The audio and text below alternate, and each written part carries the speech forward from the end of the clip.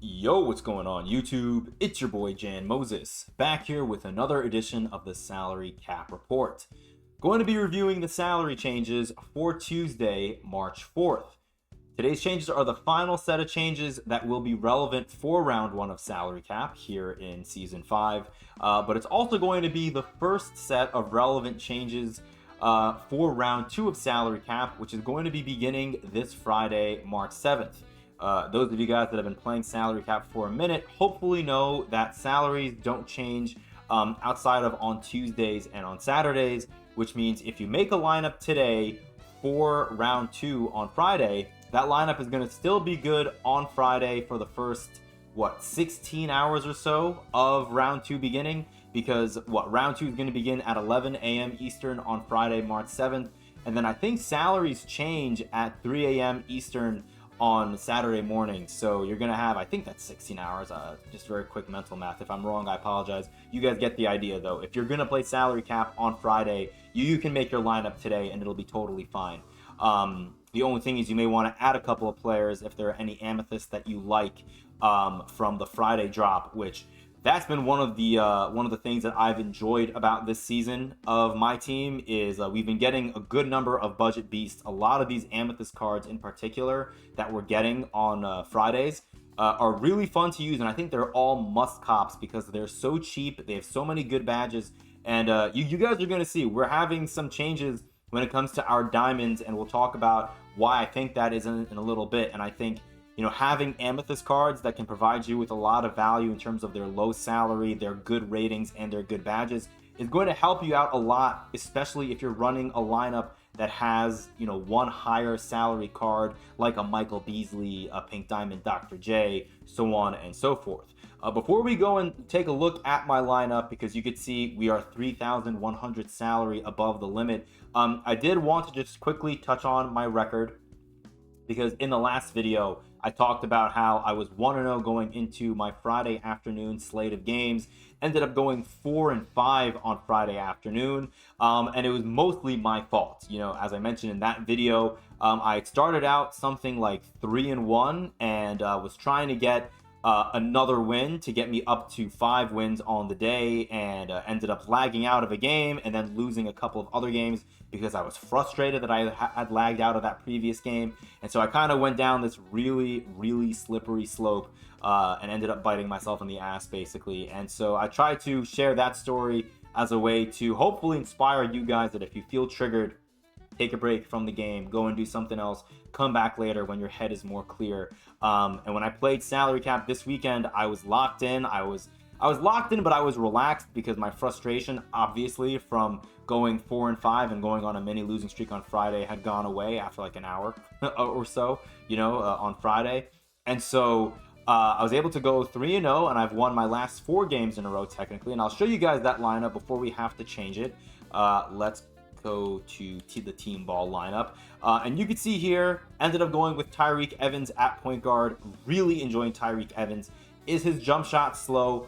Yes, it is, but for some reason that makes it easy for me to time online, and it makes me only take the open threes with him.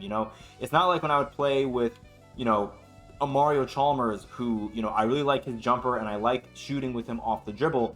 With Tyreek Evans, I didn't really do that as much, but because of his frame and his speed and his size, he's able to get to the rim and usually get a layup or a dunk to go down for me pretty frequently. So this Tyreek Evans is a great rim runner, and he can take and make the open threes as well, which I really like. The 2 players that I have to move off of in my lineup currently are Jack Sigma and Jeff Green. Both of them have gone up by, I believe, at least 1,000. I think Jeff Green actually went up by 1,500 salary, and Jack Sigma has gone up by 1,500 salary as well. Yeah, I think Jack Sigma was at 3,000 and Jeff Green was at 2,000, I believe.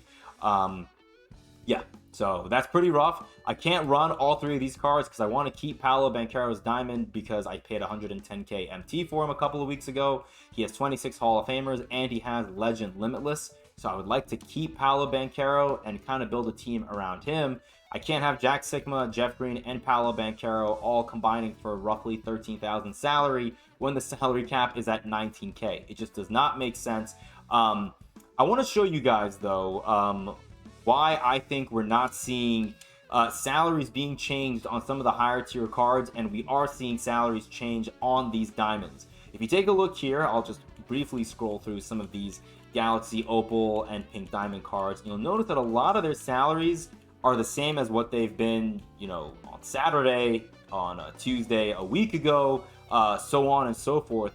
And I think the reason for that is people are building teams with one Pink Diamond and are surrounding that Pink Diamond with Diamond and, you know, lower tier cards as well. And the Pink Diamonds that they're bringing in are cards like Pink Diamond Michael Beasley, like Pink Diamond Dr. J, and in some cases even Pink Diamond Victor Wembanyama. And if you take a look at all these cards, they're all maxed out with respect to their, you know, whatever their max salary is for their tiers. Michael Beasley was at 5,000 salary for a minute. He's now at 8,000 salary. He's not going to go up past 8,000 salary because every single Pink Diamond card not named Victor Wembanyama can only go between 5,000 and 8,000 salary. That's the salary range for a Pink Diamond card.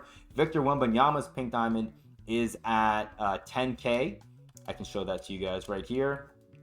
10K salary for Pink Diamond Wemby, and then Dr. J should be at 8K as well, which he is. The only other Pink Diamond that I think I see a decent amount of is LeBron James, and I believe he is also at 8,000 salary. So all these Pink Diamonds that I'm showing you guys, they've had the same salary for the last few weeks, but people are still bringing them in.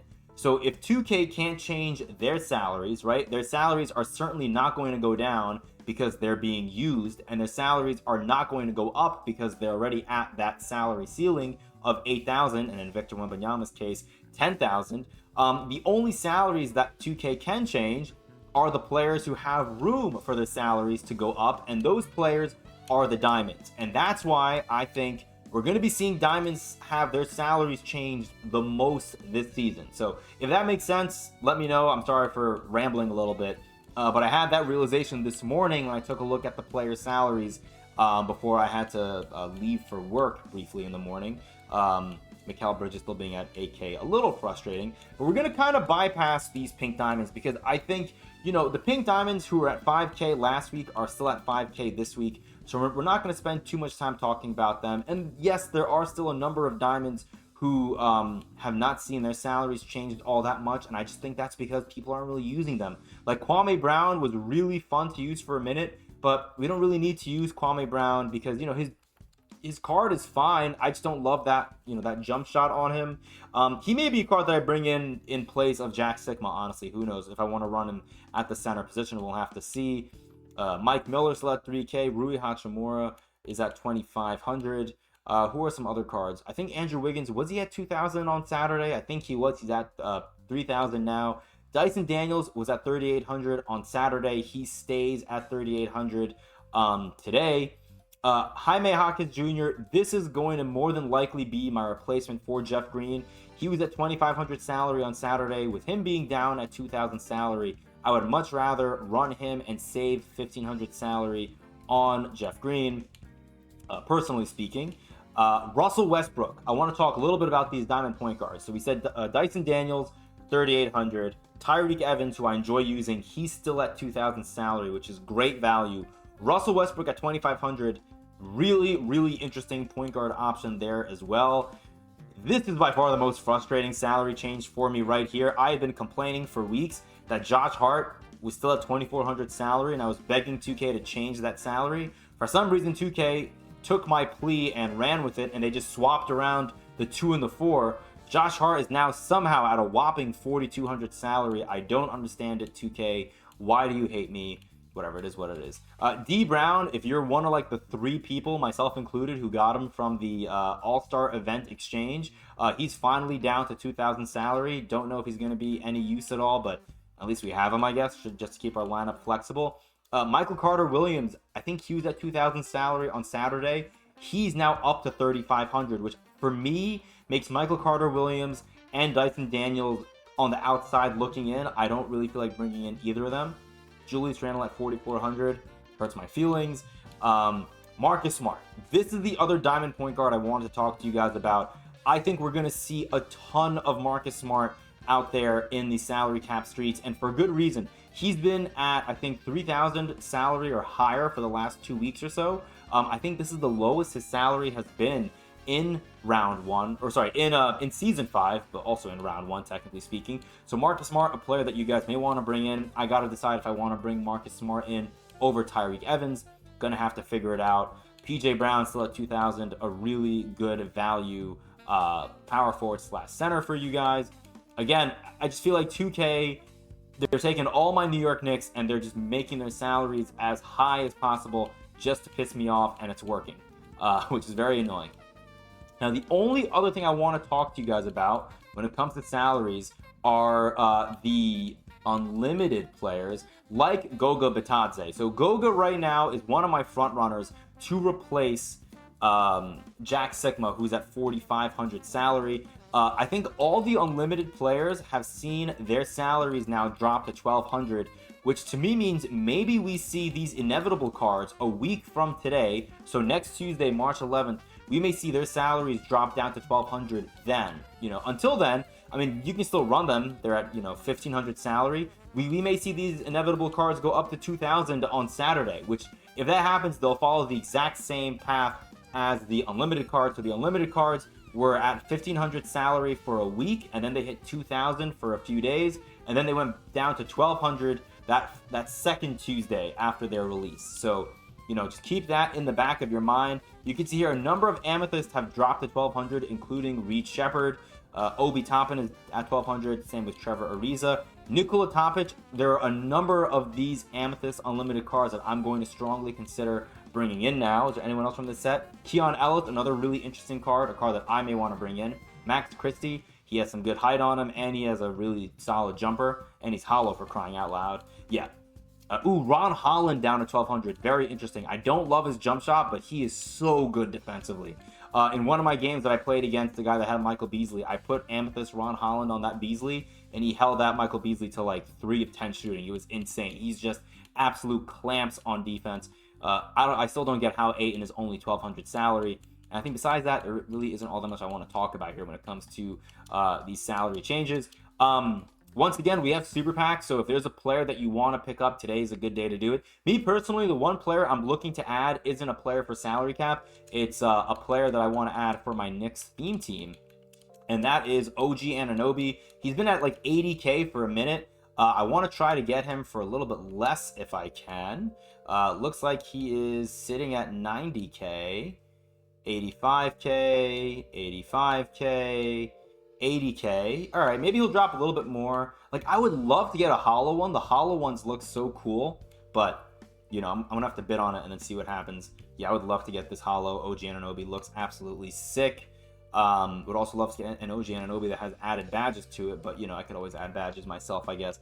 If there are any cards that you guys are looking to add from this market crash, let me know, even if it's not for salary cap. I'm just, I'm curious where your guys' heads are at with this market crash. Why don't we take a quick look at Michael Beasley? Because Beasley is one of those cards who, again, his salary is not going to go up, but I think if you're good with him, oh wow, okay, never mind. I was gonna say 337. That's crazy, but he has 4 legend badges.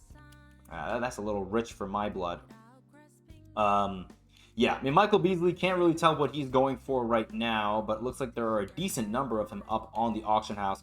You can probably get him for like 220 to 250K still, and I think even with him being at 8,000 salary, that is pretty good value.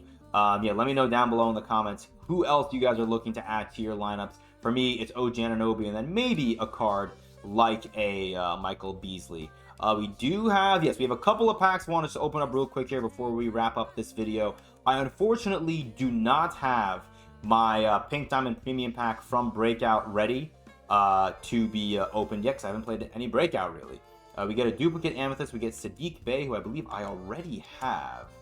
Oh, but I don't have him unauctionable, so that's actually a W. Alright, come on. Can I get something above an Amethyst in one of these packs one day? Come on, 2K.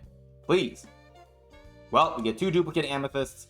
We get Goga Bitadze, and I think the one I have is, yes, cool. So I get 2 duplicates, but they're both of cards that I had picked up from the auction house previously. So I will gladly take that, and hopefully I'll be able to make 2 to 3K MT on each of those. All right, random 92 plus overall premium option pack. I think I just got this for logging in every single day last week. Sorry for the less than exciting packs this week. But we get a new diamond, which I guess that's pretty cool. Hopefully we'll get that pink diamond premium pack out for you guys soon.